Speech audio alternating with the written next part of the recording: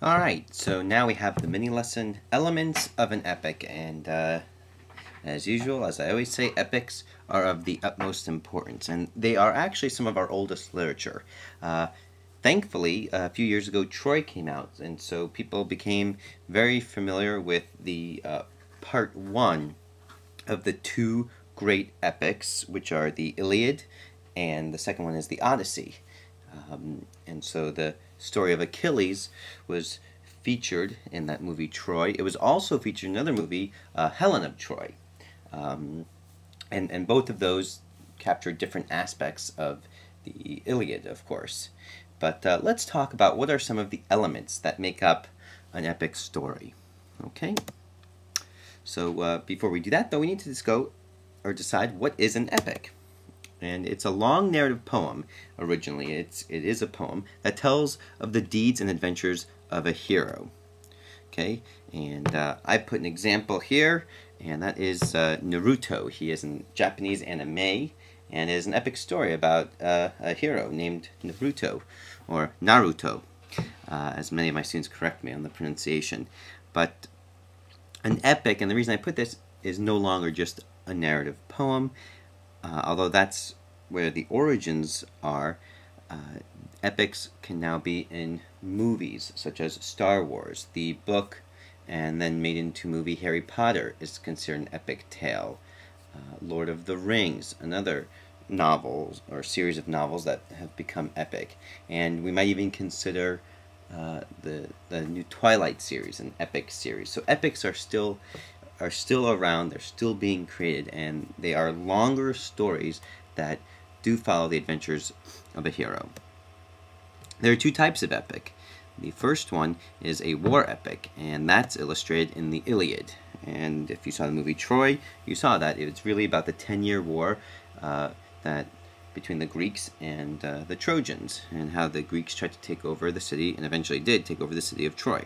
The second type of epic is an epic of journey. It's a journey epic, and this is illustrated in its classical Greek style in the Odyssey, which is Odysseus's return home, which takes another 10 years, and all the trials and tribulations he experiences on his way home. So, some of the characteristics of an epic. A physically impressive hero of national or historic importance, a vast setting, and we see that very much so in like the movie Star Wars, where they are all over the place, literally on different planets all over the universe. But a vast setting involving much of the unknown physical world and sometimes the metaphysical world. Okay, in the example of the Odyssey, we'll read that Odysseus goes even into the land of the dead. Okay, action, very important, such as a quest or a journey.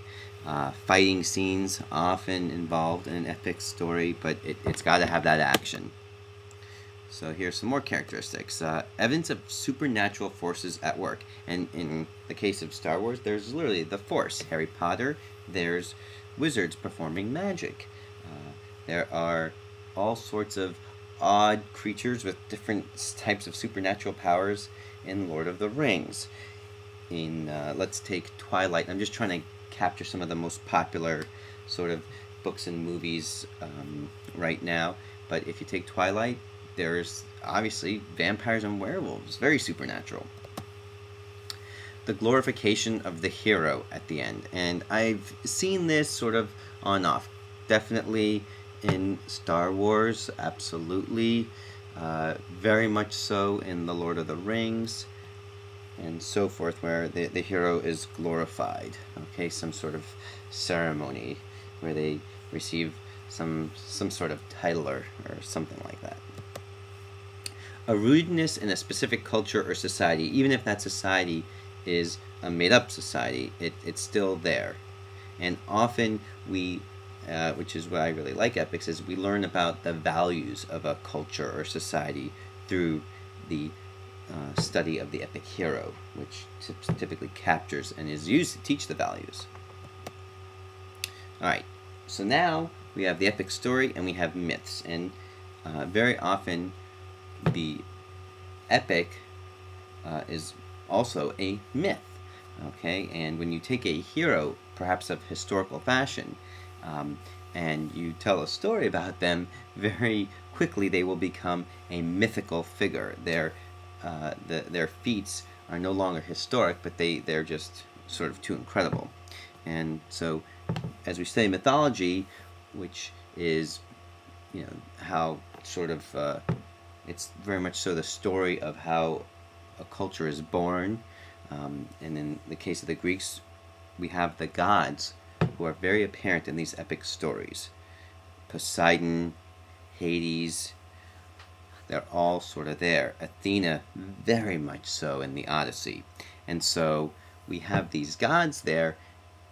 These gods are told in the story of myths, so the two are related. And myths are fantasies, and I mean that they are unrealistic, very fantastic in nature. They're unbelievable stories that are told to explain the unknown forces. So, for example, if we go back a few thousand years, I mean, that was completely puzzling when we thought the Earth was flat back then, and, the idea of a sun rising and setting, there had to be an explanation. And I often explain that, human nature is very uncomfortable with not having an explanation, and so myths arise to explain these unknown forces. Such, how does a tree get shaped the way it is? The separation between the sky and the earth. All of these sort of things can be explained through myths, and very often they're attributed in Greek mythology to the various gods. So now let's jump back and discuss the characteristics of the epic hero. And this is really important because this is what we're going to focus on. We really spent a lot of time focusing on characterization when we were studying short stories, and now we're going to take that and just step it up a little bit, but we're going to also combine some of what we learned from our poetry unit, which is why I like to start off with these two units. So, heroes embody values of their particular civilization. That's the first thing, and I mentioned that already. They're between gods and humans, which means they are perhaps either so strong or so intelligent, even if you take like the movie The Bourne Supremacy and that character, he just seems to be able to get out of these impossible situations, so he's a little bit almost more than human. Okay? So, between gods and humans.